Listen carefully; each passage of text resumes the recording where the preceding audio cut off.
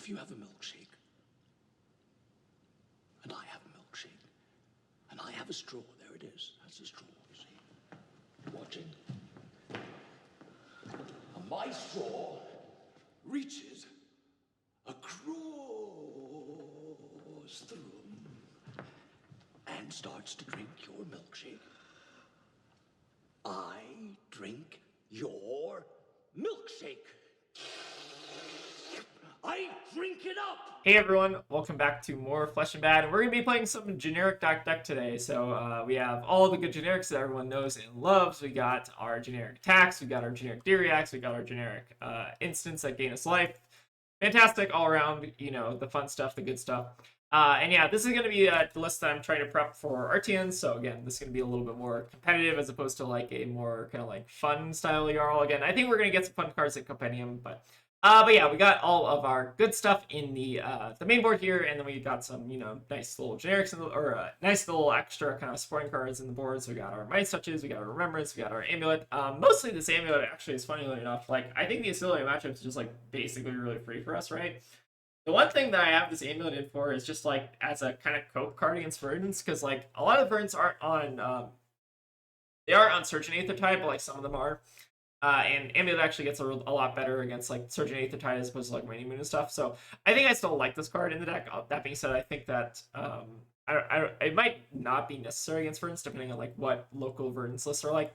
But yeah, we also have some Poison the Wells for Verdance, and then we have just a one cute little blue staunch. Mainly this is just to like have an extra good blue in the board, but we don't always bring it in. You might consider this main deck or whatever. Like maybe this goes in the main deck 60, but I think like too many blue staunches gets a little bit awkward. And then we got our good stuff like our balance, our good little no-roll equipment suites, and obviously the piece de resistance, the sledge. But yeah, pretty standard stock standard Jarl lists I've just been working on. I still am kind of partially Oasis, even though they're a little bit clunky sometimes. But I think they're still really helpful, especially if you have a lot of local like brands in the meta. And it also just pairs really well with like Rampart in those matchups as well. But anyways, let's go ahead and get some games, see how the deck goes. And yeah, we're in for I'm trying to get some more like meta decks, so just it's a little bit more interesting. But yeah, we're gonna be in for a fun time. So if you want to, if you want to put something else on the background or maybe some music or whatever, this is probably gonna be a very very slow grindy video. So hope you all enjoy it. Let's go ahead and get some games. All right, Cindra. Okay. Let's see. So do we want to go first or second? I think we still want to go second to Cindra just for the fatigue angle. Yeah, we definitely want Coronet Peak. I know some Cinders are a little bit more blue line, so it's not as bad. I think in this case, let's bring in the Mice Touch and maybe just the Remembrance. It's a little suspect to bring in Remembrance, but I think it should be fine. And no Staunches, I think is correct. All right, let's go ahead and try it. So I guess it's about as close to a lean 60 as you can probably get. Oh, they're on Snapdragon Scalers. Okay, interesting. Huh. I don't know what that means.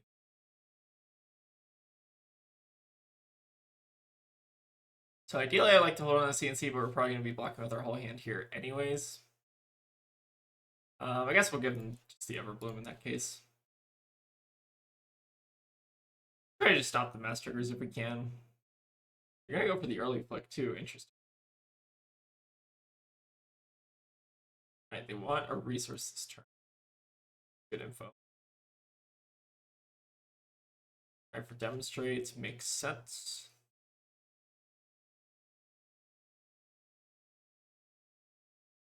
So we do need to stop the mask at some point. Question is, do we want to do it now? We could actually pitch the Sigil to the Rampart just to like slow them down a little bit. I guess it depends how many fours they have. We could also do something like this, but I guess we're going to be leaking 3 kind of anyways. Huh, interesting. Maybe we'll save the Sigil, I guess, in the deck. I feel like this actually like doesn't make sense to play out Sigil in a weird way. Because we're going to be like gaining 3, blocking 3 anyways. I'd rather have the block if I'm trying to deny mask.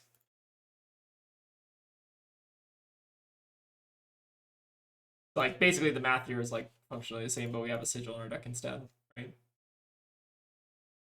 I don't think they can actually get a mass trigger now because they flicked that early.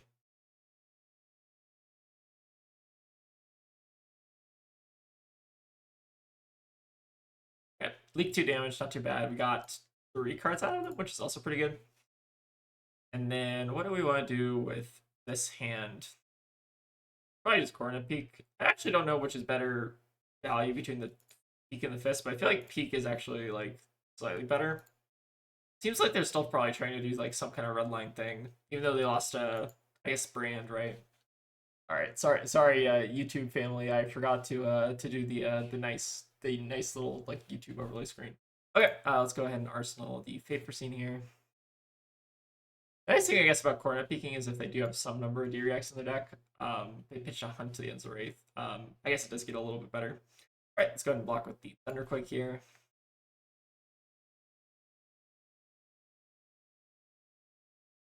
Let's click block there.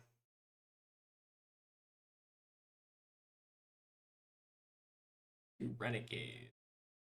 I feel like we're probably just committing to full blocking this turn, so I'm kind of fine just throwing another 3 in here. If they flick, then we have 5 cover here.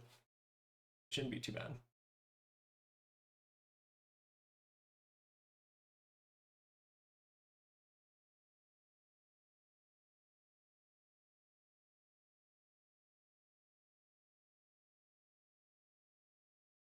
All right, Rabble.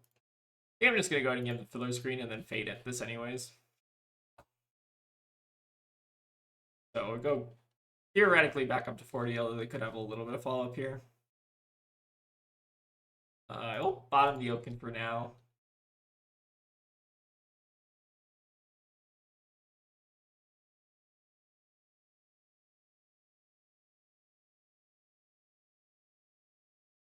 All right, stay nice and healthy. Gets Arsenal sync here, which is also great.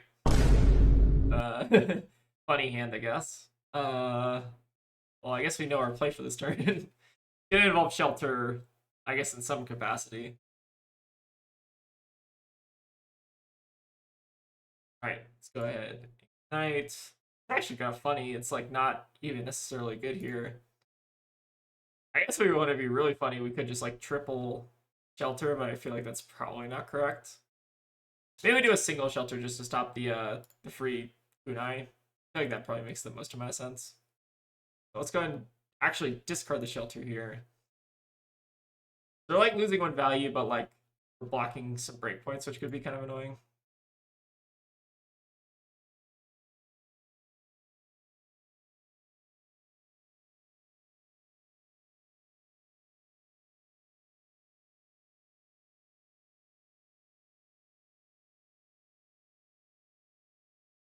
I block the Kunai, which is nice, so this will at least take away 1 chain link that we don't have to worry about. I guess we still have that flick kind of prevention floating.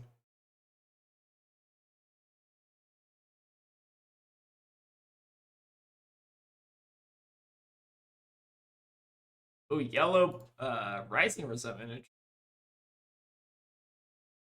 I also passed reactions apparently a little too quickly there. My mouse is still broken. Tegan actually just got me a new mouse. I've just not switched over, I guess. All right, so we take 1 here. They get to banish. Banish a 1 cost from their hand, but I kind of don't even mind that. I don't think. I have some annoying breakpoints here, for what it's worth. Looks like they're not even going to go for the banish there. Maybe they just don't have 1 cost, which also is reasonable. All right, let's go ahead and just cash in one of these Shelters. I think I want to hold on to the sync in case I want to like fix into something. Like currently our hand doesn't really need fixing. Right, you're gonna go flick a Kunai.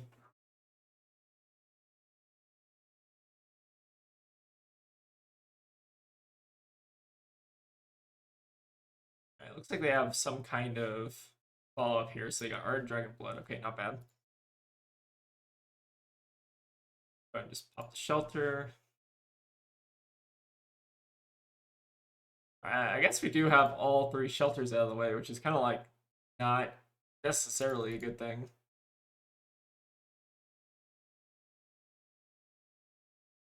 I'm assuming we're probably gonna go for like Rebuy, Daggers, Arsenal Pass or something here. Unless they have some good follow-up here. Oh, they do have a Snatch. Okay. Yeah, that's not bad. So in this case, let's go ahead and just sync this. But I think we're fine just holding on to the blue so we can Coronet peek next turn. Actually don't know which is better between the fist. Again, it's kind of like dependent, but I feel like we can probably get them to a point where peak is pretty annoying. I feel like I want to close out this game with like Oaken Olds as opposed to like Titan's Fists. And the peak also just like has the added benefit if they're not running D-Reacts, it's a lot better. Or if they are running D-Reacts, it's a bit better. Alright, I think I'm actually just going to preemptively block with the Oaken here. Not super amazing on this hand. We're probably still committed to just like doing the Coronet Peak thing. Alright, looks like we're going to do another Dagger Flick. I feel like I'm actually supposed to take this damage. But again, it could be a little bit awkward. Let's go ahead and just take it though. So we're taking 4 here. Could be worse. Then if they pass here, we can Arsenal Oasis. If they go for something here, then we can play it off Tunic. Both work out. There is probably a point where we do want to pivot to giving a little bit more aggression.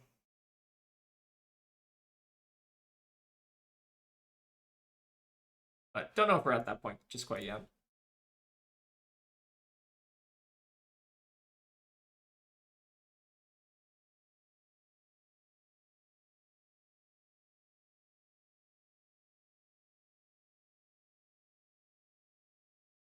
Right, looks like pitching display. So it looks like they are like pretty redline. I feel like the redline Cindra has actually been like kind of on the decline recently. Or at least I haven't seen as much of it. Right, still have the Oasis tucked in Arsenal, so let's go ahead and just block with E-Strike here. They have a nice play in the Crumble, but I think more likely than not, we're probably just pitching to Peak this turn. I feel like Peak is actually like quite strong. Alright, another 5 coming in. It's like a little bit awkward here because I don't want to like full commit. I just will commit to like taking 2 damage and then maybe blocking chain link 3. Feels a little bit weird. Right, they have their display. I guess we really still don't even need to do very much here, right? You just block with like Crumble, Arsenal Sigil, play Oasis. I guess we don't even need to necessarily peak next turn. But it's kind of nice too.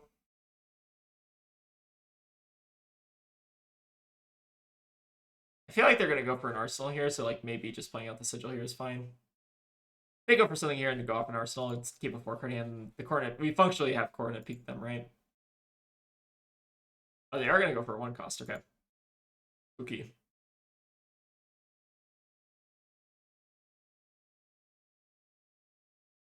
Alright, going in for a Hunt the Hunter. So a little bit awkward because we don't have like the clean cover. We'd have to give like the gauntlets here, which I guess I'm kind of fine with. I guess they did have to use like a Blood Spatter Vest counter. So could be worse. I guess we're only getting like 4 value out of Oasis here, but that's fine. As opposed to like the 5, I guess, that we're going for. There was a play where we could have pitched the Sigil again to the Rampart and done like 4 or 5 here, but I think playing out the Sigil, using armor here, I think I'm fine with.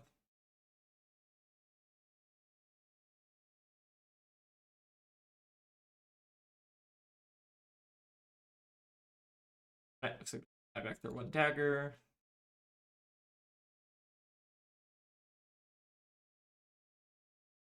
Do they think they're gonna connect with this? Wait, what are they going for here? Huh.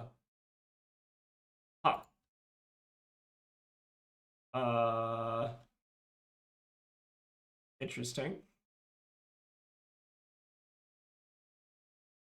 I think they were thinking they were gonna connect with like Mask of Momentum, but even then it's like questionable.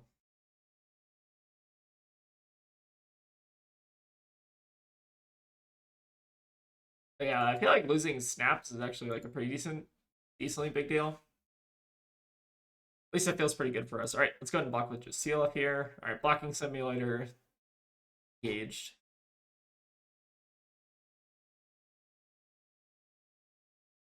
Maybe try to hold on to CNC here, depending on what they go for. I feel like I am blocking like a little bit early in the chain, but I'm kind of just committed to running them out of cards more than anything.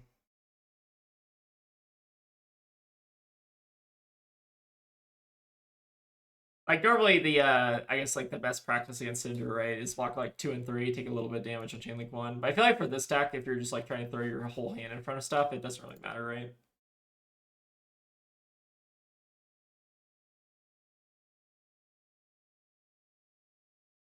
Burning Blade Dance. So I think I'm comfortable just throwing the Everbloom here. If they go for like the Ancestral Empowerment or something, it's all the Fate to cover.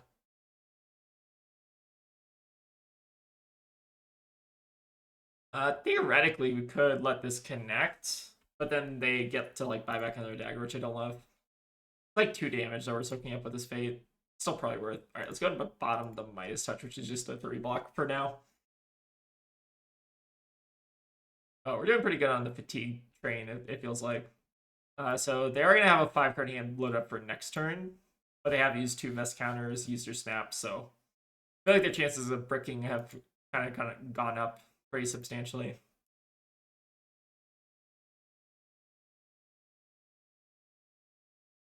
All right, heart's not bad. It does mean we can't. You have to be a little bit more careful blocking this turn, I think. So I think I'm actually supposed to take this first chain link, and then we're going to try to block 2 and 3. We also try to block 3 and 4, depending on what they go for here. They do have a lot of fealty for what it's worth, so that is going, I guess, pretty well for them.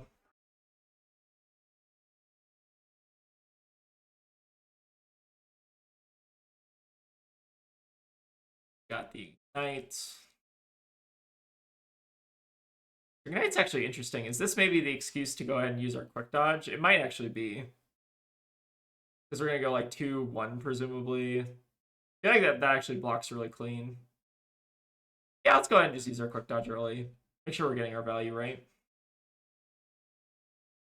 We should be able to at least get the +3 value out of it this turn.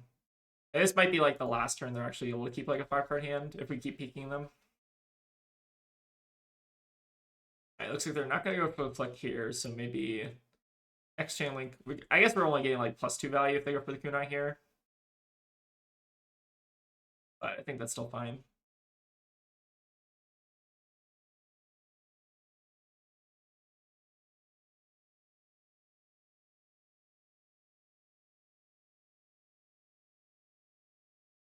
This could even be a case where the quick dodge actually ends up getting more value. It's like close though. We could pitch another blue here and just go for like the rampart. Actually kind of makes sense, right?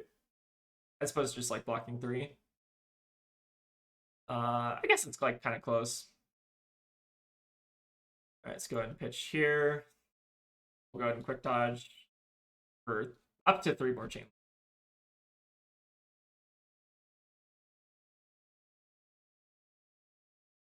I guess it's like a little, how much value are we getting out of this quick dodge? So we got like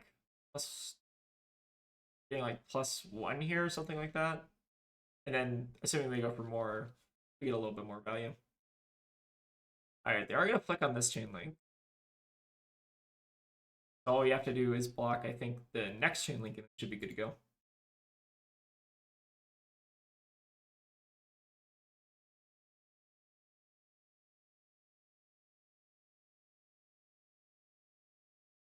All right, looks like we're maybe just rebuying daggers pass or something. Interesting.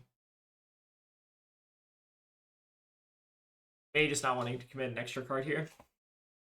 Oh, okay, they are going to go for the extra card here. Sure. So I guess it's awkward. I guess we don't even... So actually, we want them to play more stuff, right? So we just go for the quick dodge here, take 1. I don't think they're drawing... They flicked on this chain link, right?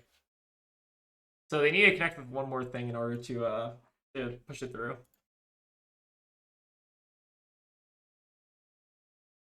feel like this ended up being like an okay quick dodge term, nothing like super crazy. I guess actually like kind of worked out perfectly, right? They have 1 for 5 to finish it on. All right, I'll declare that quick dodge pretty okay, I guess. Yeah, not too bad. So we peek them next turn, and we still sit on the sigil. I think I'm just trying to bait them into going for like some kind of arsenal disruption. They do probably still have like the breaking points and stuff in their deck. Although newer versions of Cindra, I don't actually know maybe they don't have room for that or something. But yeah, we have not seen a single blue out of them, which I guess is pretty interesting. So once they start like finding their, maybe they only have like yellows or something. Interesting.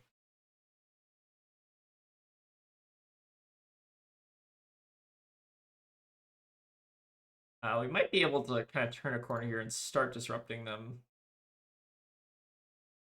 So I think I'll just give them the 4 block here. And they are going to go for the flick, sure.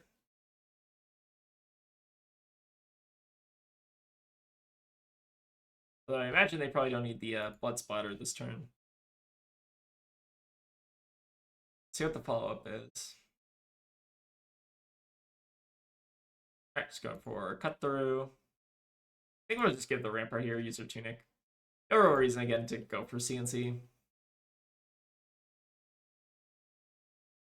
I guess what are we afraid of here? Maybe like if we didn't have the sigil in our soul, the breaking point would be a little bit more scary. Okay, they do have empowerment. Not bad, not bad. So that is 2 empowerments out of the way, which is good. Alright, we'll see what the last card is. I think the last card could probably make or break us here, at least on the mass draw.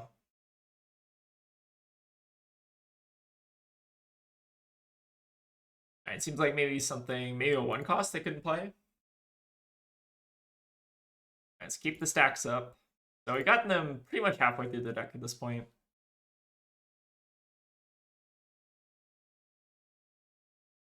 We've not seen a D react actually for what it's worth, so I feel like the Coronet Peak is actually like kind of low value. Or I guess like lower value than it could be, right? At some point their math is probably going to start getting like pretty rough for them though. Just got to get them to that point.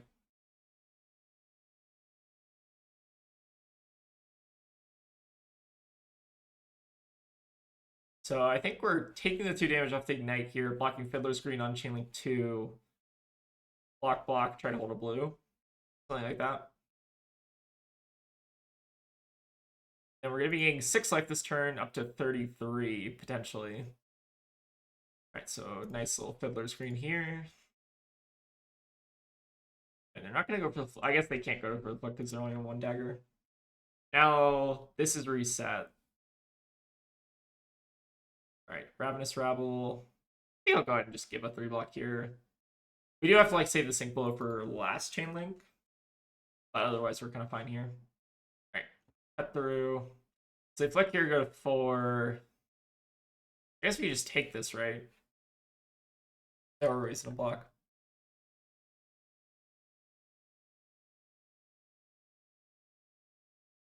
So this filter real quick. Alright.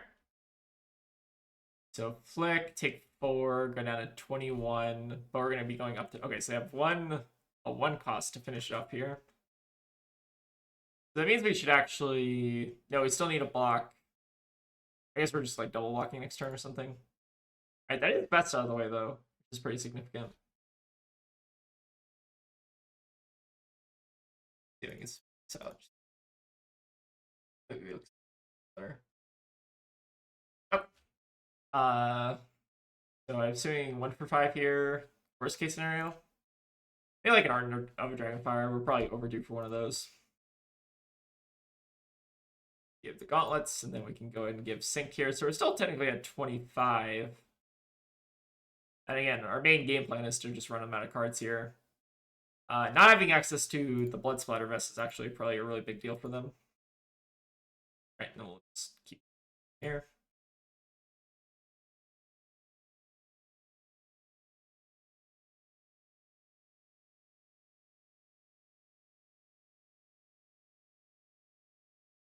Again, functionally at like 25-ish here.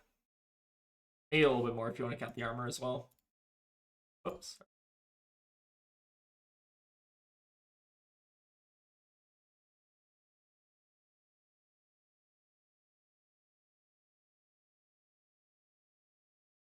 Alright, keep peeking. Again, once we get them down to like 5 cards, that's when we can really start kind of turning a corner with Swinging Fist or whatever. Like once their math starts getting substantially worse is when we can kind of like pivot off the fatigue stuff. And the nice thing is they don't have like Wrath of Retribution anymore to really punish us for doing that.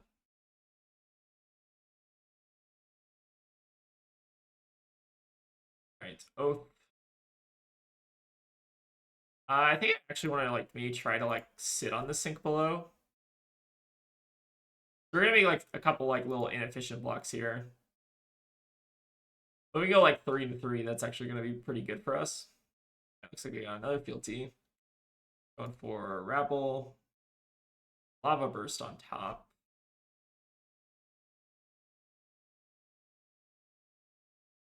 Yeah, I'm gonna just keep like blocking a little inefficiently here.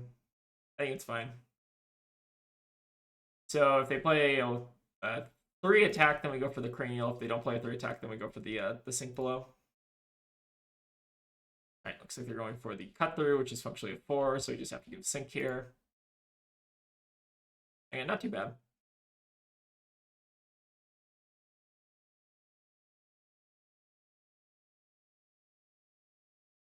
So functionally now sitting at like 22-ish. Again, we got a lot of time.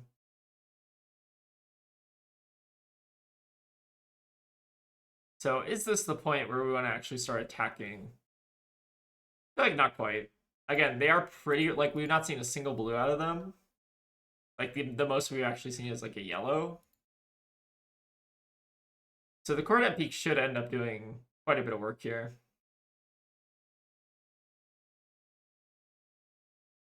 How much life gain do we actually have left? We have 1 sigil, which we pitched. We use all the Fiddler's Green.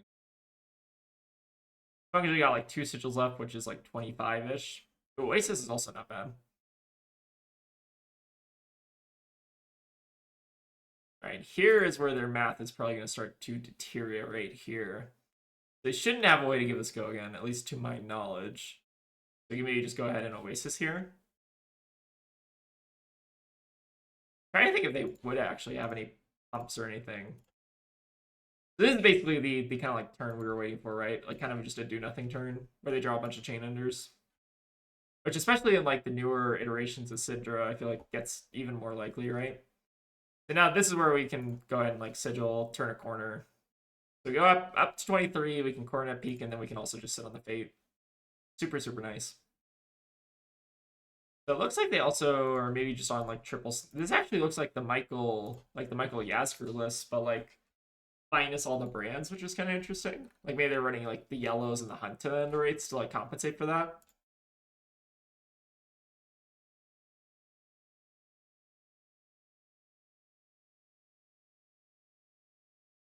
Right, pitch in Onic. Arsenal Fate. They at least still have Tunic up for the Oasis here, which is also quite nice. I think we haven't had like a ton of really good opportunities to like really rampart this game. There have been like some okay ramparts, I guess. I always like try to think if I want to actually like throw another shield in the sideboard. I'm tempted, always tempted by it.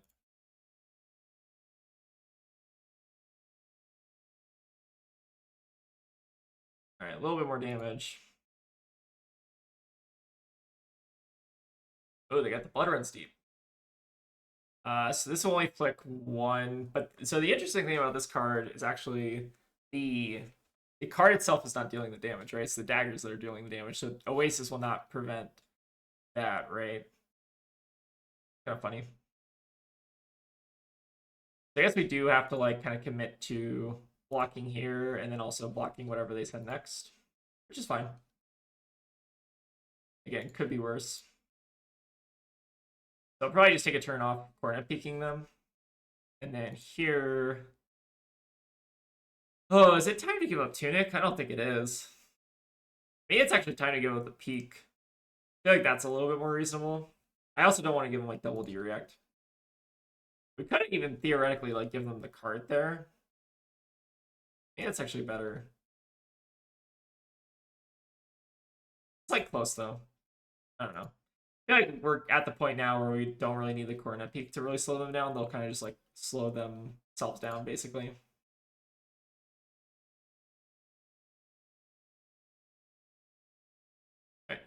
pass back with the Fate. So we should basically be pretty safe here. I think we have one more Empowerment to worry about. So what is the rest of the deck? It's Empowerment. We have our Blaze Headlong, maybe some Art of Dragonfires. But they are Fealty, which is also really nice.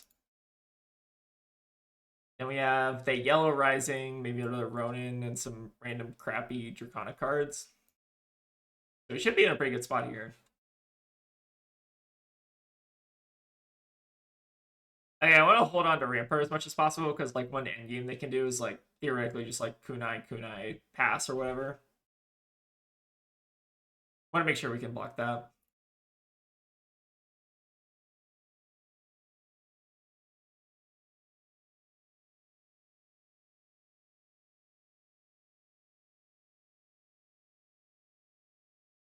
It looks like they are going to start cashing in some of those kunais, but that's fine.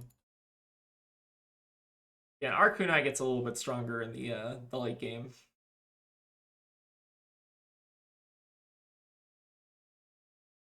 Right, so there's the Blaze, so they can flick here. I guess I'm still just giving a Macho here. Okay, no real reason to like play out the Fate just yet. We need to like take 2, go down to 20, and then start hammering away. Alright, so now we get to actually play the game. The fun part of just hammer. I feel like the Coronet Peak actually did quite a bit of work that game. Alright, so this is our Fate target. So being off Fate, I guess, is a little bit scary, but we should be able to find another React here. We still have one... Okay, I guess... Or no, this is the last Fate, so we actually don't have any more 04 Reacts. So I think we actually should be out of any reaction cards. But that being said, they only have that one Empowerment left, so I'm not too scared. All right, we got 16 cards we got to work through. We have 21 cards ourselves. And then we also have just like the Rampart Tunic thing going for us, which is really good. The nice thing is a lot of their cards aren't going to have Go again as well. Like they should still probably have some Art of Dragonfire, or actually they might only be running the 1-of copy. Maybe like a Blood Runs Deep.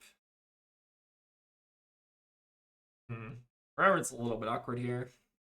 I actually wonder if you don't even need this card into Cindra. I guess it depends on like what the deck list looks like.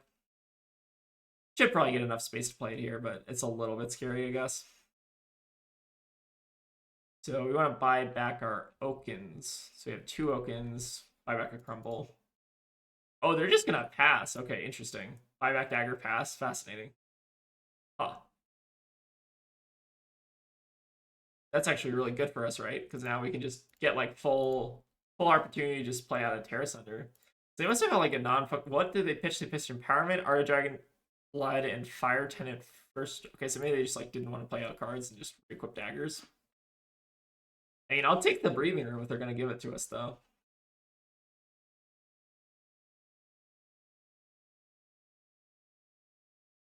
Air, discard -2 cards, so now they're on a 3-card hand.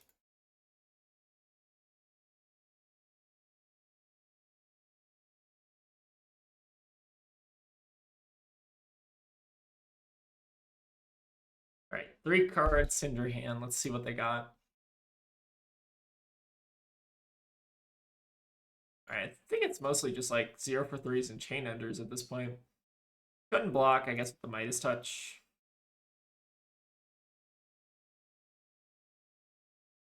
You have to be, I guess, like a little bit concerned about fatigue, but we do have like a pretty decent buffer here.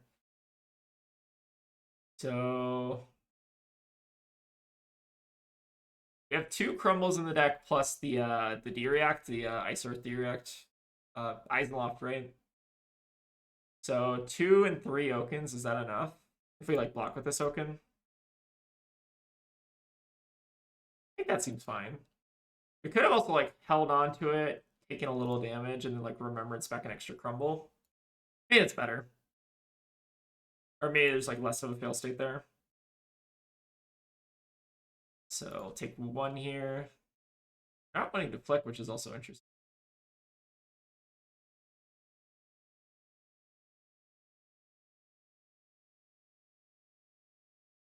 It up.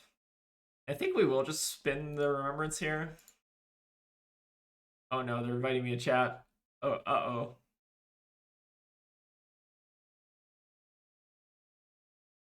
I don't know. Let's see what they have to say. Curious. Oh no, it's about to be an angry message. Oh, GG, love the YouTube. Okay, it's not an angry message. Okay, cool. All right, well, thank you for the game Mick 2D. I always am hesitant when I play this deck. Right? It's like invite to chat either means GG's I love the YouTube or it means I hate you. Okay, let's go ahead and maybe we'll just get like one crumble just to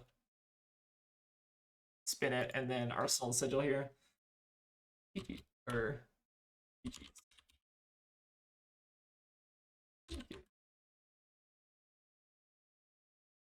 It's always funny when I get recognized on Talachar. It's even funny, I guess, Tegan starts getting recognized as well. Okay, but it seems like they're maybe off it there. Which is fair. I think they aren't running any blues. Maybe they're trying to do like a more like red yellow type Cindra, which I think is interesting. I think in my I've like heard through the grapevine there's like two different versions of Cindra kind of like brewing around, one of which is like the more blue line, one of which is the red line. But I think she still like kind of really struggles, especially like losing a lot of her best cards. I feel like she actually probably got hit like the worst with the ban, which is kind of rough. But anyways, thank you Mick for the game. Let's go ahead and get another. Got a Verdance. Always a scary matchup. Alright, let's bring up Sledge. Got the Hard Ice. And we have 2 poison in this list, which sometimes doesn't feel like enough. But I think it's still reasonable. I actually debate on Staunch. I think I like 1 red Staunch in this matchup anymore. It feels bad. Oh, we definitely want the Amulet as well. Just in case they're on Surgeon, which I think is some of them are playing it, some are not. Okay, this one is on Surgeon. So the Amulet might actually help us out a decent bit here. But Sigil's always nice to see. We got Everbloom too. Oaken's not also that bad. Alright, so let's go ahead and fuck here. We'll just go ahead and give all the cards here. Player Sigil. Had that life total a little bit, and the nice thing about Surgeon is it does make it a little bit awkward for them to, if we do find the, what's that card called? If we do find our Amulet of Echoes, it does make it a little bit harder for them to activate Surgeon. I've been seeing like an uptick in Surgeon, which is why I'm like running the oh, I need to switch game. Sorry. I've been seeing an uptick in Surgeon, which is why I actually like the Amulet of Echoes. I don't even really care about it for Acilio anymore. It's like almost now just exclusively for Surgeon Verdance, which I think is like, I don't even know if it's even a real thing. Feels like it's a real thing, at least on Talachar though. Alright, found their Amulet early, which is nice. So now we bottom what here? I guess the heart is like a literal do nothing. Then we need to play at the Amulet, which has a go again. We just Fate from Arsenal. Yeah, we got some stuff here. So they are turned online a decent chunk. Gonna bottom the E-Strike though. Just looking to find our poison. So one thing that smart Verdances will do against us is we do have to be a little bit careful about arsenaling Poison the Well. Because normally what they'll try to do is they'll like try to set up all their potions, right? And then what they'll do is after that, they'll try to go for what's the card called? They'll do like Plow Under right before they go for their like double rampant. And that way they clear your arsenal. So if you have a poison that's stuck in there for a while, they'll clear it. So I like actually like IPing with poison in hand if I can actually help it. But there's like downsides to doing that as well. I feel like this matchup's just still really interesting. Actually, don't mind this matchup all that much.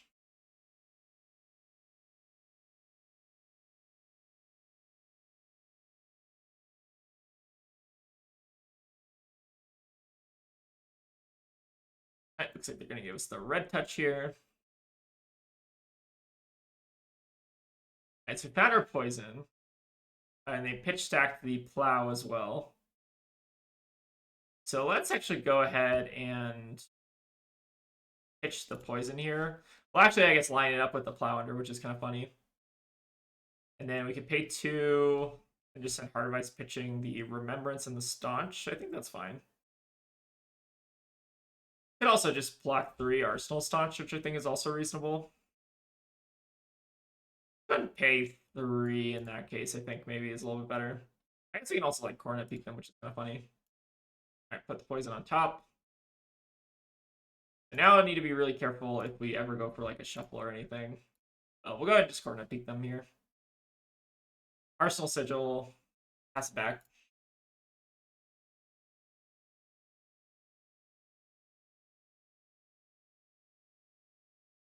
Alright, they do have another round of Decompose if they want it. And they're going to discard their Everbloom as well.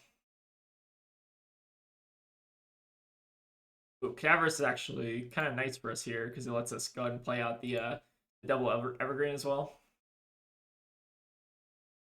We get a nice 8 block here. So perfect kind of coverage. So that will actually set us really nicely ahead on the life totals.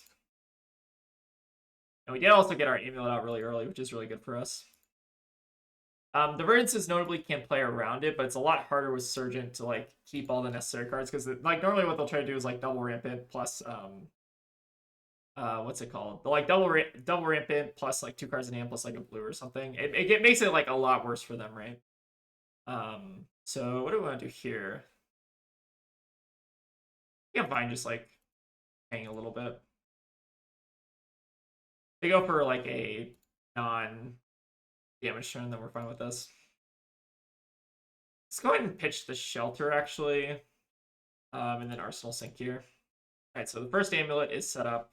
And then we got 3 more healing potions left to worry about. And it looks like they're also sitting on a Sink for a while, which makes sense. So the Heart of Ice was definitely doing a little bit of work there. I think on a Ponder token seems good.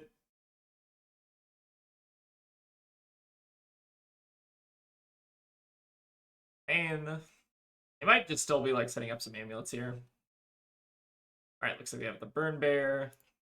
Again, we'll just continue to pay a little bit into.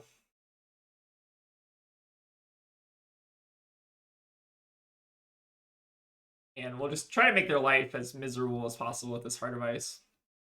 Looks like they're going to preemptively mental block, which is very smart of them. So we know they're on some number of D-Reacts, at least Sink Belows here. Normally it's like Sink and Shelter, but I know some Verdance lists are running like 6 of copies, or the 9 of like all generic D-Reacts. I feel like those get definitely a little bit worse, especially in like this matchup, right?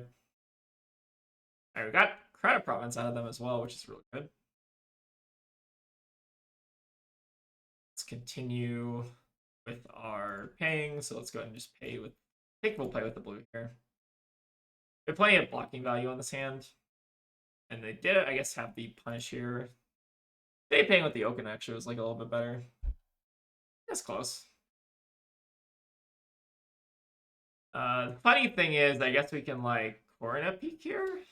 It's kind of suspect. Okay, actually paying with the blue was probably a pretty big misplay there, right? All right, behold the worst Coronet Peak of all time. We're gonna go for it though. The weird thing about this matchup is like because they cut the root bounds, it's like actually more awkward. Because like you want to like against like the other Verdants, you want to like Coronet Peak them a little bit more because they have like the root bounds and you deny Decompose that way. But now they just like have kind of like Decompose stapled onto like Cadaverous and Felling, which I guess they're running before, but like it's like their Decompose is like coming mostly from like a different source, if that makes sense. Just stave off the damage as much as possible.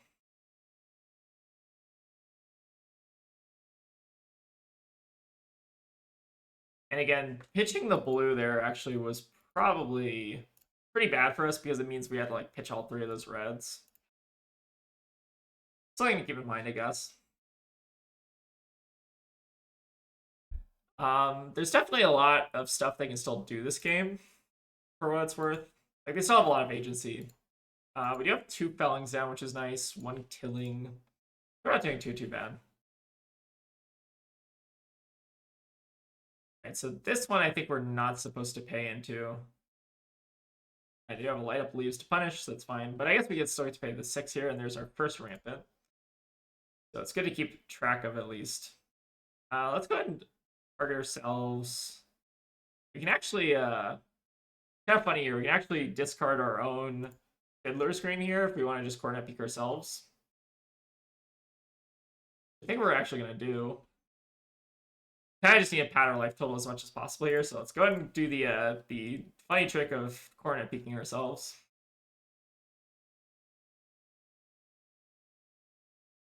We will not discard, or we will discard it, not paying anything. All right, keep our nice healthy 45 life total if we can. Ooh, okay, so they also have like a little bit of an awkward pitch stack here. Let's go ahead and pay with, I guess, the Macho. I actually probably want to set up the CNC in Arsenal. See if we can catch them on hand, really try to like go for the Rampant. So we know the Rampant is at near the bottom right now. So you have 9 turns, so around turn 19 is when they're going to draw back into their Rampant growth. Just keep sending in the CNC Sludge. Right, and they're going to have to pay for this D-React, which, okay, so they have another Rampant here. So we know that Rampant is coming, assuming that they're drawing 4 cards a turn. We know that Rampant, the second Rampant is also going to be coming around turn 20. So that's what like the biggest thing you kind of have to keep track of in this matchup is like when is the Rampant growth coming, right? And then kind of play accordingly. So in this case, let's go ahead and pay, or I guess we actually probably just want to double shelter, right? It's a little bit better. D-React. Get these gross reds out of our deck. And I think we're not supposed to play the CNC here, just supposed to E-Strike for 7. Also gets a red out of our deck, which is pretty relevant. So we need to find that other poison, and then we also need to like start IPing with it, because we need to find that by turn 20 is like the turn that we're theoretically going to die. So with 1 poison and the echoes, I feel like that gets pretty good, right? Because we can do 1, they pop 3, they gain 6, they do rampant, and they can't just kill it. They need to have like a follow-up to the surgeon, right? So it becomes really hard for them. And then what are we doing here? I think we'll just go ahead and give the CNC block with the plan to probably maybe just AP with the blue, maybe play a CNC. Okay, they're gonna go for a plow. Also reasonable. Unfortunately here we can't like pitch the CLF here without taking too much damage, so we're gonna, but CLF is really nice to have in the late game. And keeping in mind turn 19, turn 20, that's when we're gonna die.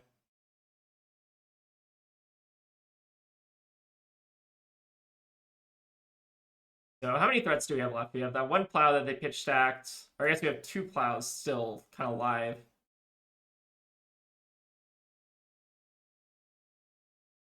Let's keep paying. Yeah, they only have 1 more felling that we have to worry about as well. So we should be kind of okay here. And Heart of Ice. Make it really awkward in case they want to like show D-React or whatever. Still should have 1 sigil left. We've gotten them pretty low for what it's worth.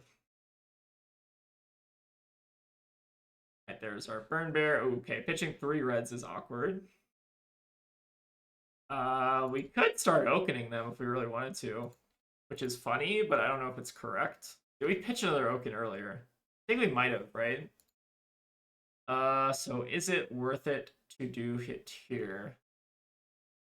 Pitch 1 with the sink below. We take 5, go to 41. It's close.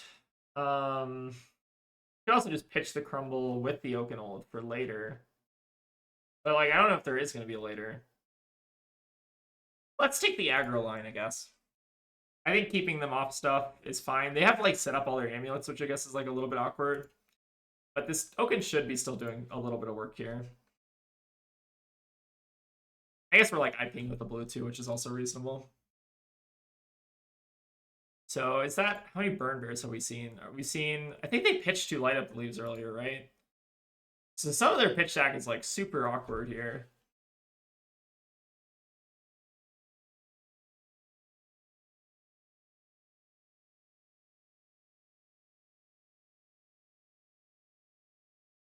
It looks like they're eating the Oaken Old, which is good for us. Means they're probably gonna have a lot less like agency and I guess what their hand ends up being, right? Oaken can definitely do quite a bit of work. All right, we found our poison, so we need to now start IPing with this as hard as we can. And we don't want to arsenal it because we know they pitch check the plow. So we'll go ahead and I think just Oasis this now. Target ourselves. And I think we're just going to peek on our turn pitching the crumble. We could also just like play the crumble. Both are reasonable.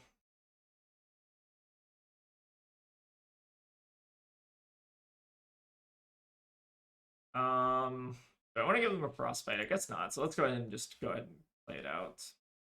Pitching the blue is also pretty relevant. All right, now we're just going to keep IPing with this. So we have we're 5 turns away. We want to hold the CNC, obviously.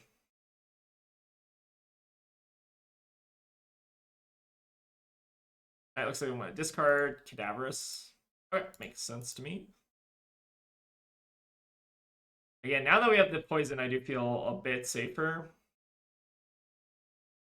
And the question is, do we want to start taking some of this damage? I think the correct answer is we are supposed to start taking some of this, because they do have some number of attacks still left. All right, looks like they're going to start going for the plow. So this is not the plow that we saw pitched, right? We still have one more plow to worry about. So we still are not safe to arsenal our poison quite yet. That's fine. So we can take 2, go to 38. And then the problem is we still like need to IP. So I guess we shouldn't go for a Sledge swing next turn. We should just arsenal the Fate. And try and keep our life total as healthy as possible and not arsenal the poison well until we see that last plow.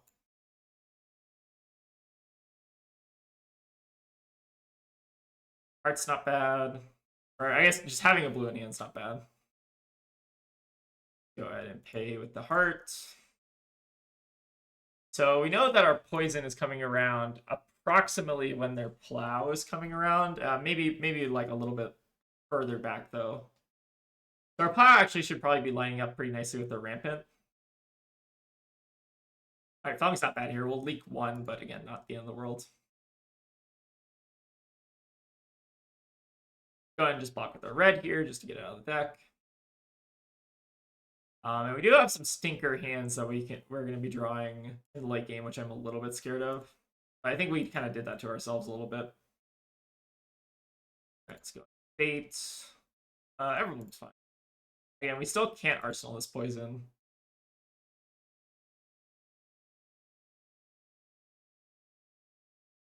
So we'll just continue IPing with it. Yeah, it feels weird. I guess, okay, we found the second one. So I guess now we can arsenal one of them, probably. And then I think we're not supposed to maybe here. So we're going to be taking a little bit of damage here. Okay, they did, okay, this is their last plow here. So now we should be safe to actually arsenal one and I guess IP with the other. So this should effectively kill their pot combo. It's interesting because I feel like not a lot of Verdances are on the Search and Aether Tide, but some of them are, and it's like weird. Like I feel like I more often see like tree plus some amulets and then not like the full rampant package. All right, so we're turn 18, so that means turn 19, turn 20 is when they're drawing into their rampants. You still got to be a little bit careful here. We've also seen all fellings, all plows, which is really good for us. Go ahead and AP the Remembrance here.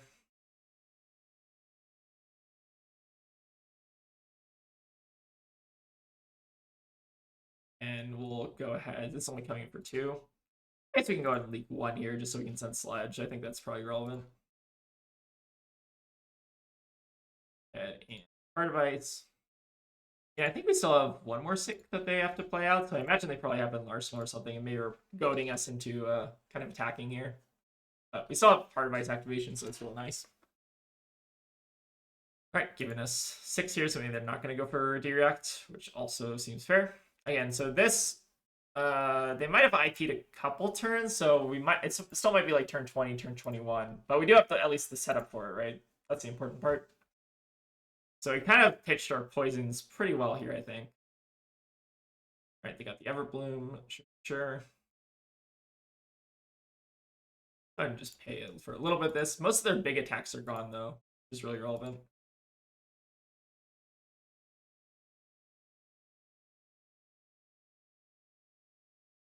Looks like they're maybe putting a destructive on the bottom. Alright, we'll go ahead and just keep using E here. There's maybe some merit to actually like discarding the shelter there. I think it was maybe better, right? Because it makes our Coronet Peak, I guess, a little less bad. Alright, let's go ahead and just sledge it up though.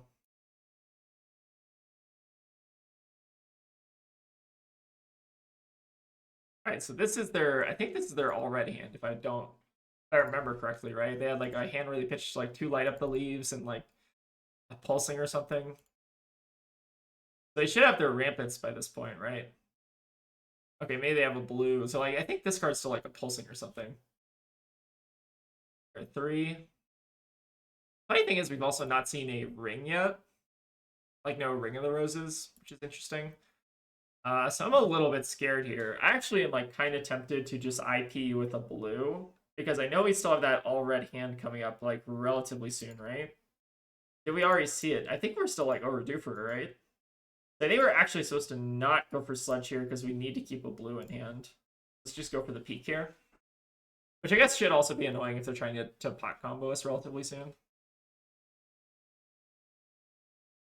But I think we need to IP with the Macho here because we still have that bad pitch stack we set up. I think it's coming relatively soon, if I'm not mistaken. Like, I think the top 2 might be, like, reds. Okay, maybe we're, like, a little bit off there. It should be coming up, like... Alright, they are going to go for the pot combo. Now, it looks like. Go for the first poison. So this should stop them in their tracks here. So now we poison the second one. This might be enough. I don't think they can kill us at this point with double poison. I guess they can maybe like gain 1 life in response or something and then stop the activation or whatever. I think this amulet's still also going to do a lot of work if they go for like double rampant here. It's interesting. Alright, so now they up here. Wait, why is this live? Should this be live? Oh, because we played 2 poisons. Oh, wait. Target here, activates ability only if they... Oh, so we can target ourselves with the amulet. That's actually kind of funny. Huh, interesting. I did not know that that was a legal play, but I suppose it is. Interesting. Now we just got them in kind of in the Sledge lock at this point. So, actually, I wonder if we are supposed to double poison. They are only supposed to single poison or something. Huh, interesting. I feel like that's still... So they have 4 on board. We go here. Maybe it was still correct to not poison the second one. Oh, that actually might be the case. So I think we're supposed to poison the first and the third one. If they like, we want them to crack as many as possible, right? So in that case, it was actually better to go for the third one. Maybe I'm still like overthinking it a little bit. But it should still stop them. Like, I don't think they can deal. So it's 4 plus 5 plus 6 plus 7. So 7 times 21. Still don't think they can do it, right? Seems like they're... Okay, so this is the all red hand. Crap. Okay. So I was a little bit off in the prediction, I guess. But I guess the nice thing is we don't have to stop this damage. We can take a little bit of this. So now they triple rampant or double rampant or whatever. And then the rampants each come in for 6 or something. So we gotta take a little bit of this, unfortunately. Now we amulet. And we force them off Surgeon. They can still go for like a big spell from Arsenal, but it still doesn't do it, right? So now all we have to do is pay damage. So 6 plus 6 plus 6 plus whatever's in Arsenal, right? So the rampant, the amulet echoes kind of did nothing, but it means that they can't pay for the surgeon, which is really relevant. So like they do something kind of, right? It means they like can't play towards it, which is the important thing.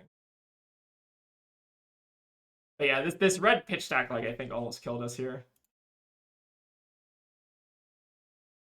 I guess they can also stack the rampants on the ping if they want to, I think. I think that's a legal play. So we pitch, what were we pitching? We're pitching E-Strike. Amulet goes through. And I think they still have a Verdance pitch paying here, right? Now, this is getting amped, so we need to put the Oasis on the Verdance, I think. I think Verdance is dealing the damage. Okay. So I think we basically got it there. I think we actually made some minor misplays into the last thing. So the key takeaway is on the pot turn, we should have not poisoned the second pot. We should have poisoned like the third pot, because that means that they're like going down one pot and they still can't combo us. And then on that turn that we pitched all the reds, those are like the two main mistakes that game. And then I think otherwise I think we played it pretty well. Like we did a good job liking the poisons. We tracked the plow unders. So I think overall I'll give that game like a B+. I think we did like a pretty solid job. But again, a lot of like Verdances aren't on the rampant plan. Like sometimes they're on the just like big tree plan plus like remembrance or whatever. And then I think the game gets a little bit more interesting. But I think like we actually have a pretty good setup for killing pot combo, which is really good.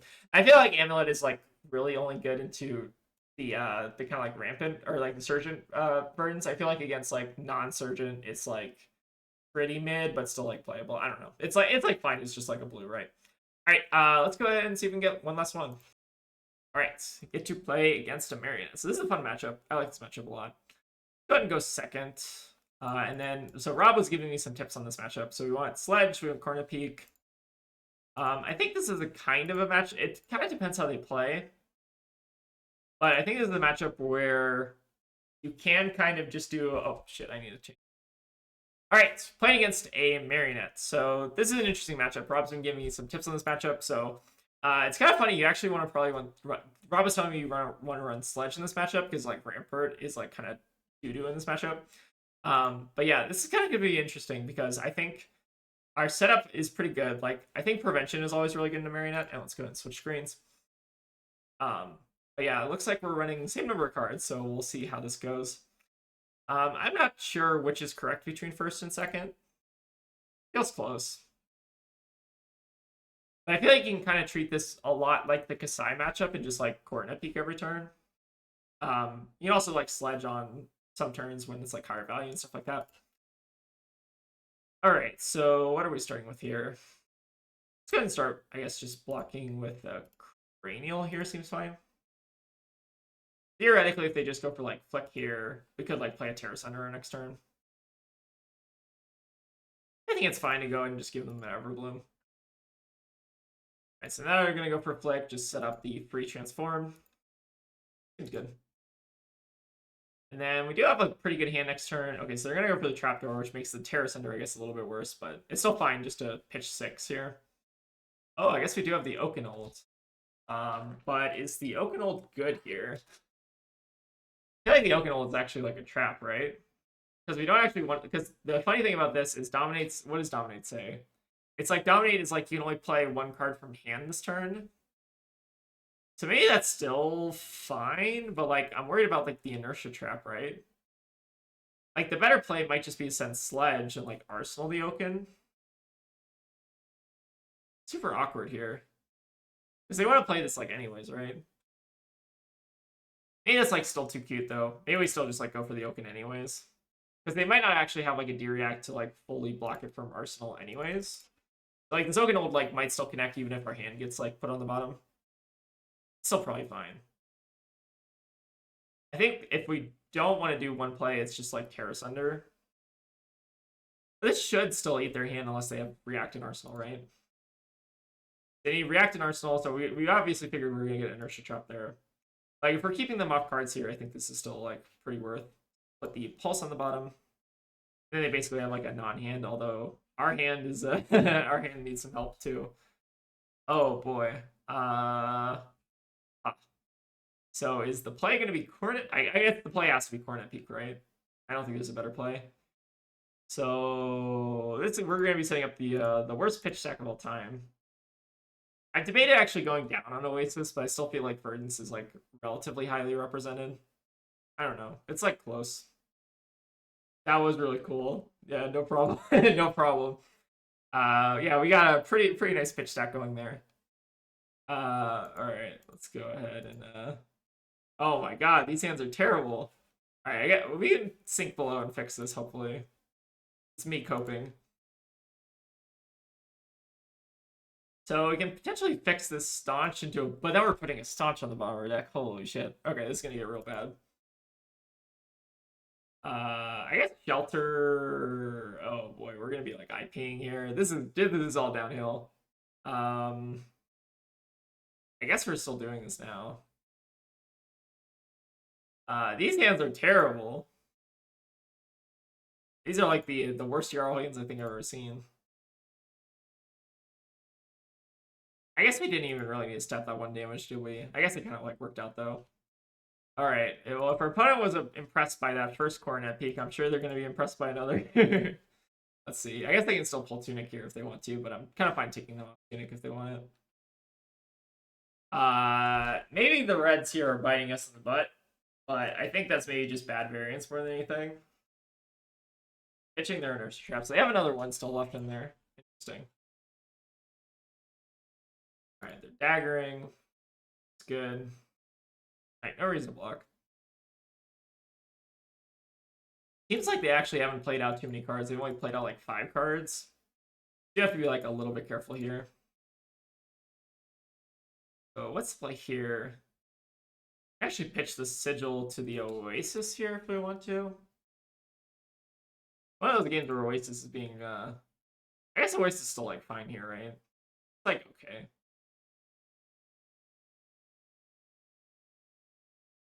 Go ahead. Selves.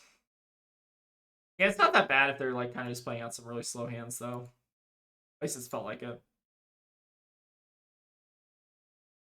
Alright, let's go ahead and eat their Tunic counter, hopefully. Or maybe they'll just give us a card here. Also fine.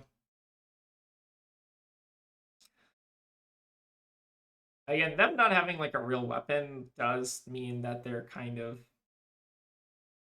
like they can't just like clave forever, right? Maybe they can, I don't know. But like it feels like claving forever is not like necessarily a viable path, right? All right, let's go ahead and give them. So we have one Everbloom. We have to be a little bit careful with our Everblooms. Let's go ahead and just give them the seal off here, because there's a chance we might end up playing this on our turn. All right, so we got Black Widow. So let's go ahead and plan to give them. This actually might be like a fine gauntlet. Actually, like partially okay with them just like hitting us here.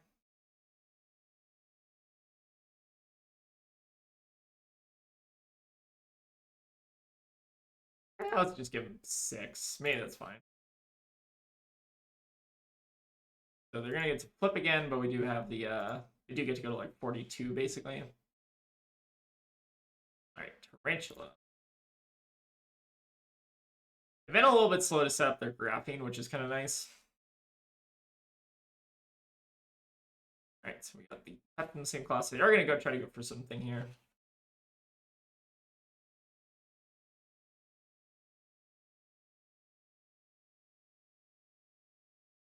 Alright, let's go ahead and give 5 here perfectly. It looks like there are like a lot of they're pitching a lot of D-Reacts, which actually gives me a bit of comfort, I guess, for the late game. Alright, coming in for a nice, clean, fair 12 here. Do we want to... Alright, let's take a look at what our top card is. We're going to be leaking a little bit of damage. Let's go ahead and bottom that Thunderquake for now. And we do... How worried are we about Codex at this point? Not really, right? I guess we should maybe still sit on the sink below, though. So we take 7 here, and then we get to Sledge on our turn. Seems fine. We're going to take a little bit of damage. Okay, we have the fate to cover here. Seems good to me. So going off an Arsenal here is like a little bit scary. It could be worse. And then do we want to sink it? I think we actually might take the opportunity, because if we sink into React here, it's actually a lot better, right? Because now we get to go and pull Tunic, Sledge, and Arsenal D-React. That sync actually worked out really well for us. Alright, so I'm actually kind of hoping we find our Remembrance so we can shuffle away that crap pitch sack we found. So I think we have, what, was it like 7 reds at the bottom of our deck at some point? Not great. There's Shelter, seems good. Oh boy, these staunches are not coming in clutch here. CNC could be nice though. I guess like the really nice part about their setup here is they're running a lot of reacts that are not really pressuring us all that much. And then this feels like an easy fate. They could go for Codex after this, but if they do, fine. Go ahead and bottom the E-Strike. Take our little 1 point of damage. And Codex of Frailty is like fine here. If they don't go for it, they also don't go for it. That's fine. Let's go for... I think I'm just going to overpitch the Oakenol just so we find another blue here. But this CNC should be real annoying for them here. Because now it means they're -1 card in deck. That Inertia Trap is basically gone for... I'm assuming this is an Inertia Trap. Maybe they're smart and like they predicted I would be seeing C, but I guess maybe if they did that, then they wouldn't have gotten the card, right? Alright, we got Big Kiss of Death. So most likely suspect here is we got a T-Toxin. At least the nice part is this doesn't have Go Again yet, at least. To block a T-Toxin, we need to give 1 card, and then we get the Staunch for 10. Kinda do just have to make them play them. Alright, we have Go Again here, so we are gonna just go for the Staunch. They go for a Codex, that's not even that bad. You still can like just give armor to that. Alright, looks like they're gonna go for pick up the points, but no dagger rebuy. Seems good. And this seems like a good enough opportunity to just corner peek them. There is like some logic to maybe going for the Flick Knives, but we've already used like pitch 1 Frozen to Death. Like breaking Flick Knives is not actually like a super big priority. I think when they had like 9 Graphines, it was a lot better. Like to like break the Flick Knives, because then like you're getting rid of like 9 to 10 value, so it's like a little bit of a higher priority, but like they don't really flick. It feels like they still flick a lot, but they really don't flick as much. Ooh, and this Fiddler screen will actually help us reset our pitch if we want it. That being said, I'm a little scared of CNC at this point, or I'm a little scared of like Codex CNC, which they are representing here. So I think I'm actually supposed to like just discard the Fiddlers and like give up some armor here. I'm assuming that's what they're going for based on this pitch, right? Right, there's Codex. Seems good. So what are we getting back here? I guess it doesn't matter. It's all going to go to the graveyard anyway, so let's discard our Fiddlers. So I think we're just pricing ourselves into just getting hit by this. And then the question is, do we want to take 3 to take their Tunic counter? I feel like their Tuner counter isn't even that good right now. Like, I feel like I'm like fine just taking 3 here, just to clear the mark so they're not flipping. Seems also pretty relevant. And then getting the shuffle here is also super good, right? Like losing the card there like didn't end up mattering all that much. All right, so buyback 1 Everbloom. CNC seems good, and then maybe our last Oaken is fine. We play out our Ice Earth Theoriac. No, we did not. So I think that should be like a decent enough pitch. And seeing on Dirac is also nice. We do know our opponent is on some number of Diracs themselves as well. And we still got to worry about those Kiss of Deaths as well. So let's go ahead and give them the Fiddler's Green. See if they want to like invest into this. So they can flick here. Be staunch. We can block up to 12. Seems good enough. Hopefully it's good enough. Opposed. That pumps it up quite a bit. And then I guess we'll go for the staunch here. They don't have the T-Toxin follow-up. This is really good. If they do have it, then they have it, but not much we can do.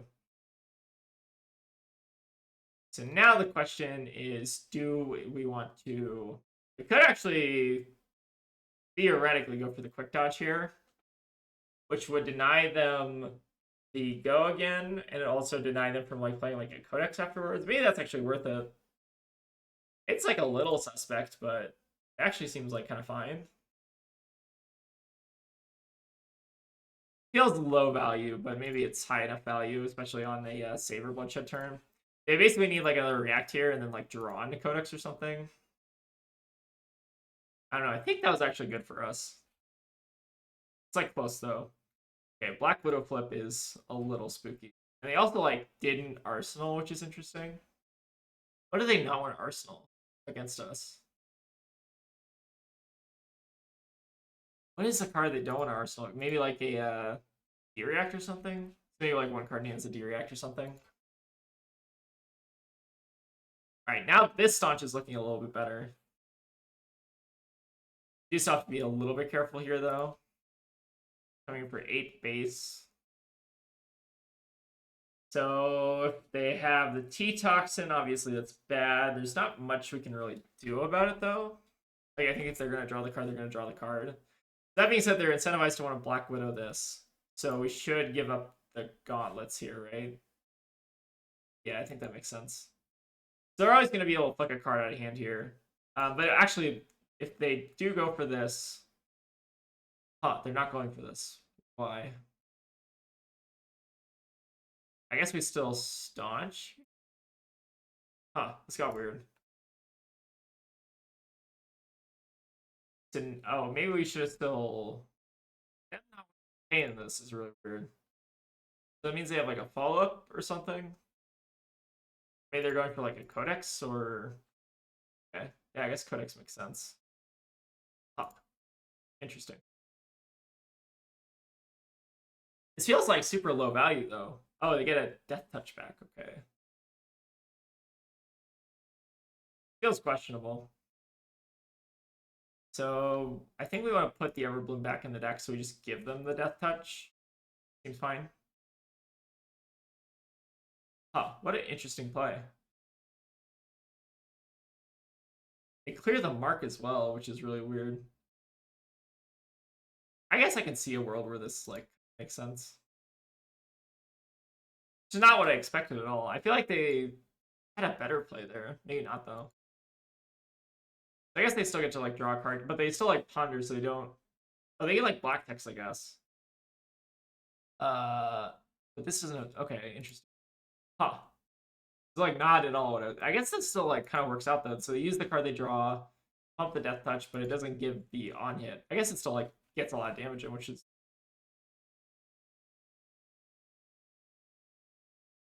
interesting. So they are off Clave, which is also really good for us. So we can either gain 2 off the Blood Rot, we can E-Strike and take their... Honestly, E-Strike draw card might actually not be that bad. I feel like we have a lot of good draws, and if we draw blue, then we just like pop it to the Blood Rot. Fine.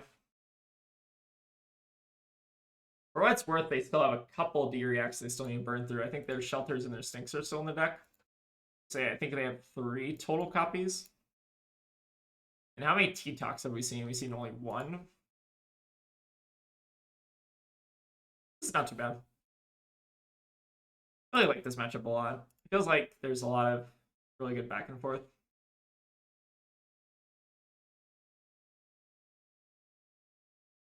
I'm not having the Clave though, so how many retrieve options, I guess, do they have left? So have only 1 upsticks played. We still have to pick up the points as well. So they still got a bit to work through.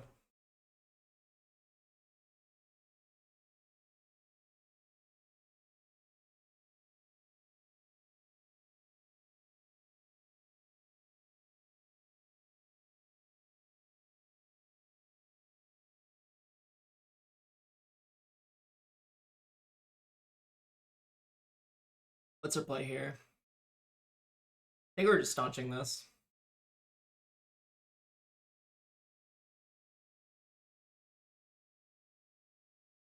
I think we're probably just going to end up sending 7 with E-Strike. All right, looks like they will get to connect here. Could give the Shelter, but that feels low value. Denies the flip, but like, flip denial isn't that good. I don't know, it's fine. So this should be the last inertia trap, so I think we should be safe to do this. That being said, if they do prank us with the 3rd inertia trap, I guess that's good game, but Should still be fine here.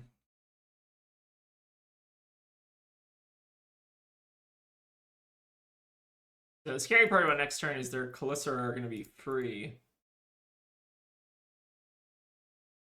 Shelter. Still have 2 more D-Reacts in the deck. Maybe a third one. Or no, I think it's still 2, right? Or no, I think they... 2 or 3, I think. Somewhere around there.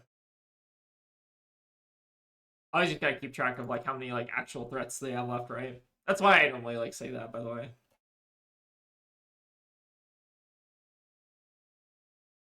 So we have the two more Tarantula Toxins to worry about as well. So I think we'll move to go ahead and just take this damage. Clearing the mark is also pretty good. This means their next stagger, if they do go for one, doesn't have Gogan. Alright, so there's their up sticks. Oh, so it looks like they don't even want to get this second dagger. Huh. Interesting. So maybe they don't want to use the Orb Weaver. Fine by me. Go ahead and just a little bit. Still have 1 more codex left to worry about, and they should only be on 1 copy of CNC, at least normally. Alright, so now they're going to go for the Orb Weaver. Okay, I guess this makes sense. Good. So going for, okay, Codex of Inertia. Yeah, that's pretty good. 2 up sticks and 2 dagger. So this actually works out really cleanly for us, right? It's actually not too bad. Go ahead and D-React. D-React. And then we want to draw that, right? So we leave that on top. Seems good. It's actually kind of funny that the Codex Inertia ended up being like kind of okay for this there. And how many Oasis do we have left? We have 2 Oasis, so I actually don't want to stress my tunic counter if I can help it. So let's go ahead and just peek here. Peek's still really good, and it doesn't force us to use this. I think once we use like 1 more Oasis, we can start being a little bit more cavalier with our tunic. But, like the value proposition between like sending Sledge and sending Coronet is like, very similar. Like we get +1 card, but using the tunic is always a little bit painful. All right, there's the Oasis that I was talking about. So I think we're blocking with like Oakenhold here. But yeah, we really don't need Oaken to like win the game. How many more? We still have like 2 Okens left, right? So yeah, we should be fine.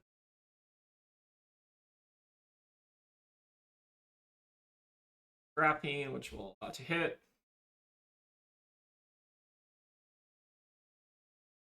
See, they might have like a pump or a buff here or something. Okay, they're gonna go for the Scar Tissue, which I think we'll go ahead and just pull our Tunic. They're functionally gaining like 4 life here, which is real nice. Grants ourselves some respite. And then there we go.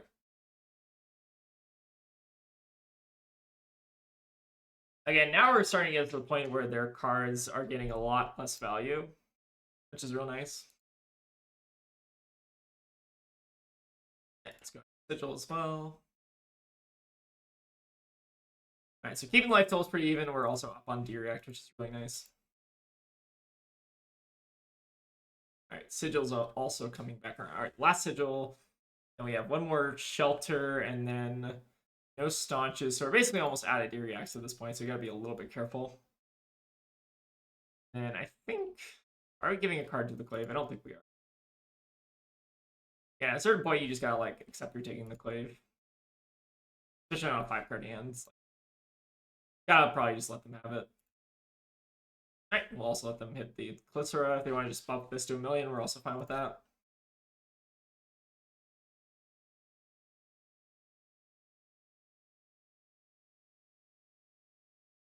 Alright, and then we're going with the Persuasive here. So what do we have to be afraid of? I guess like T-Toxin to some extent, but we still have the Sync. It's like still kind of fine. We could give 2 cards here, but that feels like even a little too much. I think 2 cards is fine though. Give 2 cards and see what happens. Feels like maybe a little bit generous, but I'm in a giving mood today. Alright, let's go ahead and go Sigil. Peek them, see if they want to give Tunic. Again, we're still doing really good on fatigue, so if they want to just give us a tunic there, I'm fine with that. Just trying to get them out of cards for the most part. I'm going to take the dagger as well. It looks like they're going to maybe play out another Graphene or Orb Weaver. I've only seen one of them, so they should have 2 more. Kind of crazy that card got banned, right? Card's like so unassuming, but it's like kind of just like superly good. Alright, so let's go ahead and give them another 6. We do have to still worry about the last codex though. I think actually blocking this is like kind of like a display. They just want to go for like a scar tissue. Help this a bit. I think I'm fine with that. So we're losing a little bit of that life buffer, but we are getting them out of a couple of their more premium cards. I'll flip into the red. So let's go ahead and start getting our Everbloom value. Go ahead and grab the other Everbloom, which should be in here. And then we can actually still Macho here, or we can still Terrace in here, which is real. So it was actually kind of like worth it to just hold on to those cards there.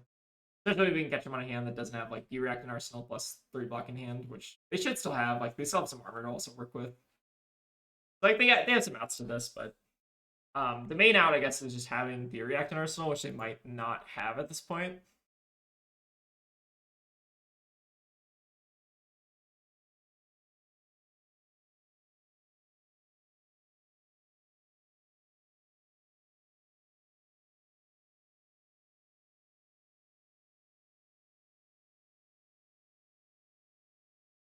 Uh-oh. Alright, looks like they're giving us all their armor. Which I guess is still a trade I'll take. I'll take Tunic Counter every day for walking a Sledge. Looks like they're also on another CNC, which is interesting. I feel like normally I only see 1 copy, but maybe they're on 2 now. I think there's a lot of like kind of interesting variety in these Marionette lists. Oh, they also get to choose Orb Weaver. Good. Alright, so we gotta be a bit scared here. Nice thing is they can't pump it on board, but they still have like double T-Tox we gotta worry about. Yeah, it's gonna get real bad real fast. Could give the gauntlets here.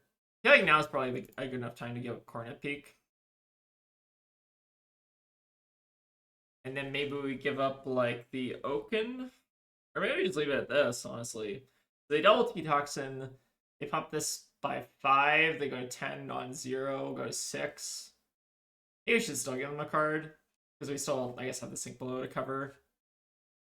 I'm going to put them on 1 Tarantula. If they had double, then I guess it's a little bit more awkward.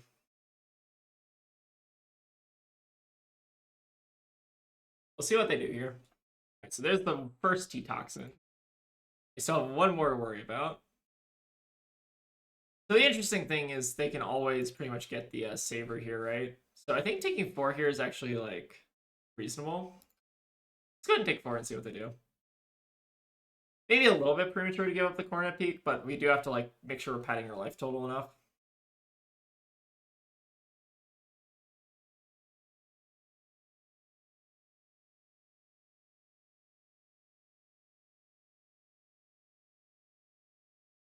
Alright, pitching 2 reds, so we maybe are looking at the last Codex here.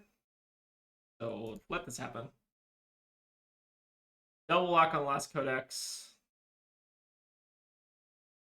And oh, we're just passing here, I guess. So maybe giving up the Coronet Peak was actually wrong.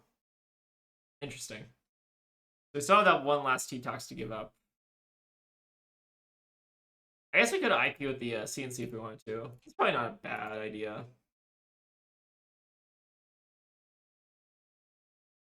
Interesting game state. So we have the 1 last T-Tox to worry about, so which we need to hold the sink below for. So we definitely do need to be a little bit more generous now, I think, on the daggers. So what other threats do we have left? We have 1 less T-Toxin, 1 more Spinneret, 1 more, couple more Black Widows maybe.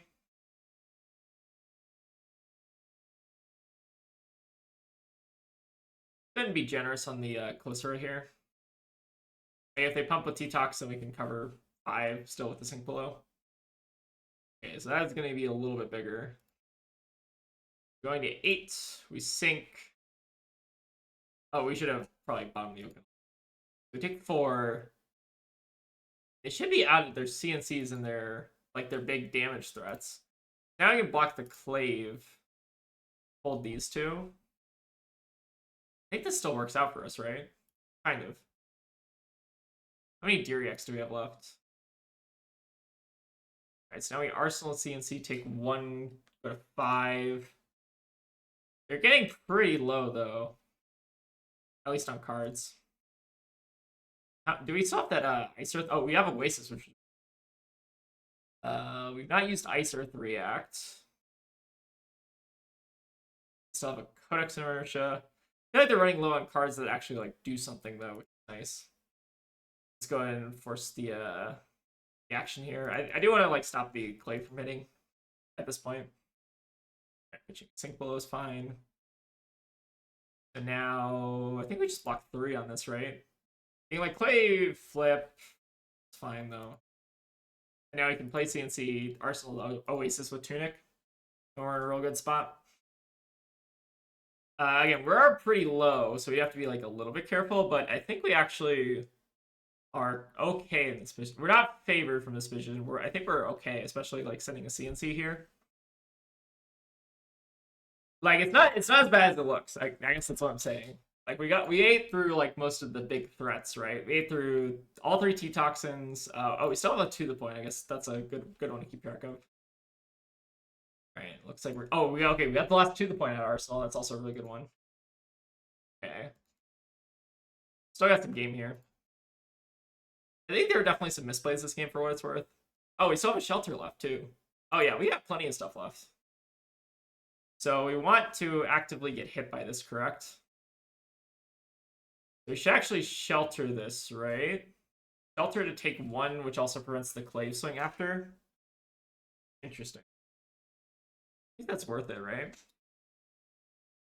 Feels like low value to use the ability like this, but like the breakpoints it covers are actually kind of nice for us because it removes the mark and then it also prevents the Clave from attacking after. And then Heart's going to gain its back a bit of that life loss, right? So let's see what their follow-up is here. Again, we're getting into the danger zone, but we are in an okay spot, I think. All right, so this... I don't think they have any dagger buffs left. Not that... They could have like a Stains here, which would pump 1, I guess. That's fine. What is their threat they're going to be sending here?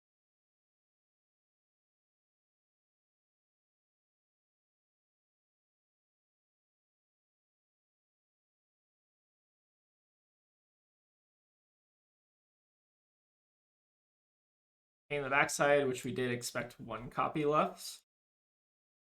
Give them the E-Strike. The nice part is we saw that 1 prevention floating to like deny like a Closer Flick. And no follow-up. Alright, this is really nice. Keeping an extra card here means we don't have to like pull Tunic, which is great. So what cards are we? We're still expecting 2 Sink Belows, I believe. I'm surprised to not see 1 there. And I think we have sigils, two sigils still left, or 1 sigil maybe. Overcrowded. We have like Relentless Pursuit. I'm trying to think of all the cards we actually have like left. Let's go and give them block card here. You definitely have to be a little bit careful about overblocking here. Like we don't want to get ourselves in a situation where we're making like bad blocks just to stave off dagger damage. They should be nearly out of mark at this point, right?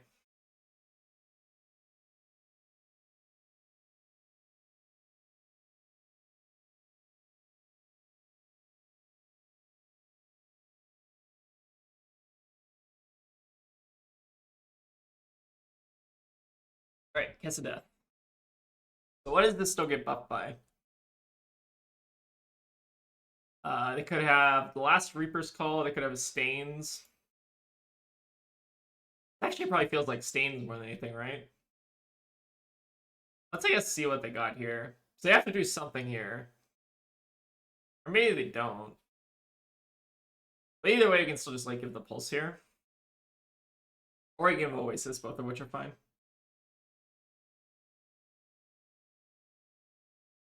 This is Last Kiss of Death, too. Alright, giving up the black text. So yeah, I think in this case, let's go ahead and just give them the pulse here. Pitch the Everbloom. Feels like a little bit of like an overblock, but I think it's still fine. Giving them Frostbite seems relevant. Okay, so it stains it now. And if they have some follow-up, we can always block it with the Oasis here, right? So this actually works out really cleanly for us. And that's a nice part about Oasis, is it just like works super cleanly with they're gonna be doing 2 to us here with a kiss. Theoretically, okay, it's like it's not actually better to do that though, right? So we block here. I think we still Oasis to leave no, even though we're taking 2 unpreventable, feels a little bit bad. That's still fine though. They have stains the red back, overcrowded on the bottom. We should have like a Sigil, Sink Below, Codex of Inertia. I think we saw one more Codex of Inertia. I think the deck is like mostly crap at this point. Not mistaken. They have no Codexes left.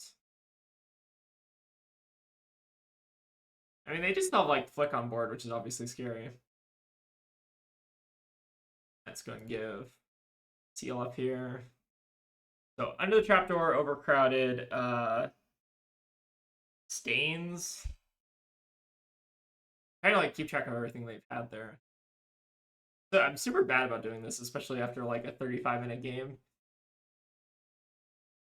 And then this should not have any more reacts on it. I don't believe, unless they have something like they could have like blue stains here, which is fine-ish.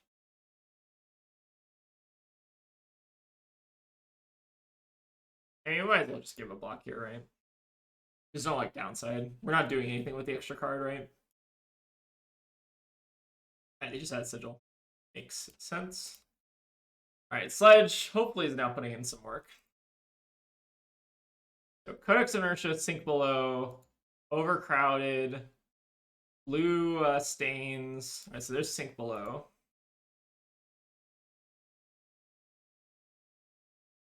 Still feels like it's a lot of crap left in their deck.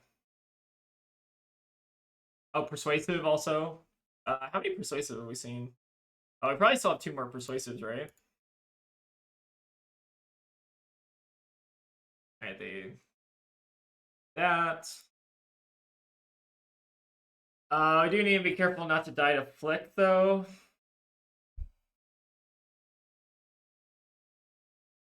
Awkward. So we take 1. You can Flick us. We're actually at like 1 right now if we take this. It might still be correct, though. And I don't think they have a way to buff it any further, right? Oh, they have stains. Yeah, so I guess we need to play around stains. So we do need to give a card here. Which is not bad. We still have like Everbloom. They might be winning from this spot. They have 7 cards here. They Persuasive. They do need to block this. And we Everbloom, Loop. So we have 1 Persuasive, the Overcrowded, Codex of Inertia. Yeah, they got some good stuff still. Trapdoor does nothing. That's good for us. That's actually maybe the flip that mattered the most, right? So we Everbloom, Loop. I think we're okay. Still feels a little awkward. You still gotta play around that stains, right? So stains comes in for +1. +1 here. 2, 3. Flick is 3. Shouldn't be able to kill us here. Unless I'm like missing. Is there like another stains I have to worry? Maybe there's like 2 blue stains. Even in that case, I don't think that kills. I believe this is safe to block. Ooh, 23 turn game. Alright, not even close. Alright, so now we give a card here. I think of what cards they still even have left. I guess we just need to make sure our heart's not going away. They have Codex of Inertia, which is going to be maybe annoying here. I don't even. Do they want to play that even? Maybe not. We have to be a little bit careful about that, right? All right, mark the Black Widow. Oh, so this could be Stains? Yeah, this could be Stains. So I think we actually have to give up. I think we have to play Scared here. So we need to play around blue Stains, which would be really rough here. We need to play around like +1 pump, I think. So giving up Tunic is like a little bit painful there. It's still fine because we're getting like heart value. It's like close though.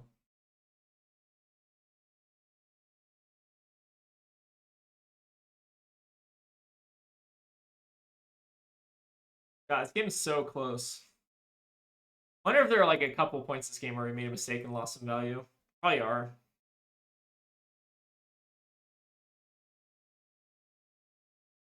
So is that last mark of the block? They might only. So under the okay, hold on. Under the trapdoor, overcrowded, blue Stains, Codex of Inertia, persuasive. They have one more persuasive, so it's 5 cards. There's 2 cards that I am not paying attention to. Maybe another Reaper's Call or pick up the point. Oh, I didn't mean to double pass there. I guess. Actually, hold on. Sorry. Or my bad. I passed through that a little quickly. So we allow this to go through. Do we need to play around another Mark of the Black Widow? I guess is the question. Do we have one more Sync Blow as well? Maybe we're actually supposed to take this damage so we can double block on the next thing. Feels weird.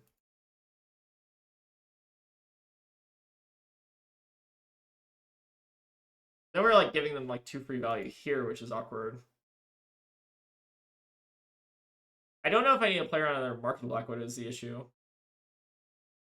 We might actually just be dead here because I skipped. No, we're not dead because we have the Everbloom. But this is getting to be a really awkward game state, I guess. We have Everbloom on the bottom. We have that. So I think the correct play would still block that dagger because that forces them to play that, and then we Everbloom. I'm still like worried about this mark though is the biggest issue. There's the blue Stains that we knew about. But we can still Everbloom and bail ourselves out of this, right? It clears the mark at least. So now they Relentless do what? I guess this last red mark is what I'm like trying to play around the most, but I don't actually know if they're playing it though, is the issue. Okay, so they do this. We now need to block with the Crumble, and they flick, and then we can Everbloom it.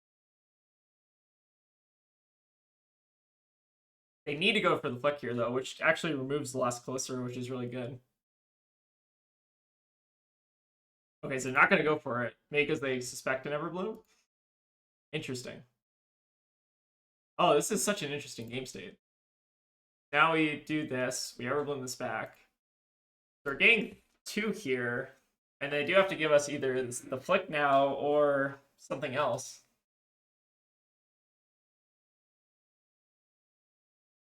So they take 3. The hand is overcrowded, Codex of Inertia.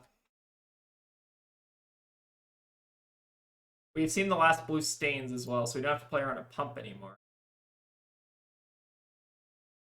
There's the overcrowded Codex. I think we have the last Codex of Inertia. And then do we have a Sink Below or maybe like an Under the Trapdoor or something? So we don't block, or no, we do have to block this, right? Because we have the red back now. So we block this. We have to block the next thing. We Sledge. Oh, we might lose here. It's weird, right?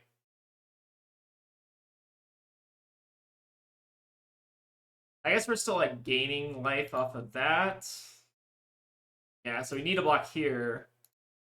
Then the question is, do they have another assassin attack they can pump here?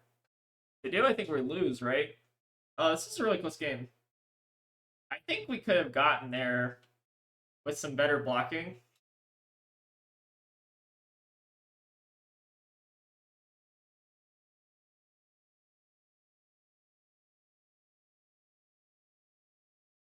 Interesting. All right, so discard the Godex Inertia. And what is their follow-up here? Do they have a follow-up? I guess is the question. They Flick Calycera put us to 1 here. Yeah. Do they have anything else?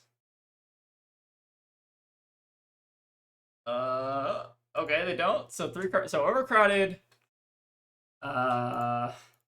Oh god, my brain's fried. What is the other card? Oh my god, I can't tell if we're winning or losing. They sink below. Oh no, they didn't. Okay, their last hand was Relentless. Wait, did they lose this? Or did they just, wait. Hold on. So, wait, did we lose or did I, hold on.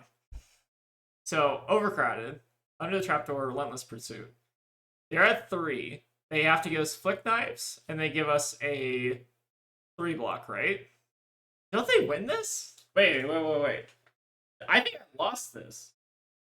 Because, like, what they can do here is, right, so, like, we can't give them any more cards. So they have to go, if they block with Flick Knives plus this, they go to 4, they take 2, go to 1. Then they can dagger pitching the Relentless into send Overcrowded for just, like, 1, right? And then we don't have the option of not giving them a card, right? We have to give them a card to that. And they can also send this. So I think they win, right? No, I think I lost that. Like almost 100% because we can't give them any more cards. If we were at like 1 more health, then I think we actually win that one. But I think our opponent just like conceded like actually like on the turn that I think they won, right? Like I don't unless I'm missing something. Wait, why did they scoop? Because this is a 3 block. This is a 3 block. This is a 2 block.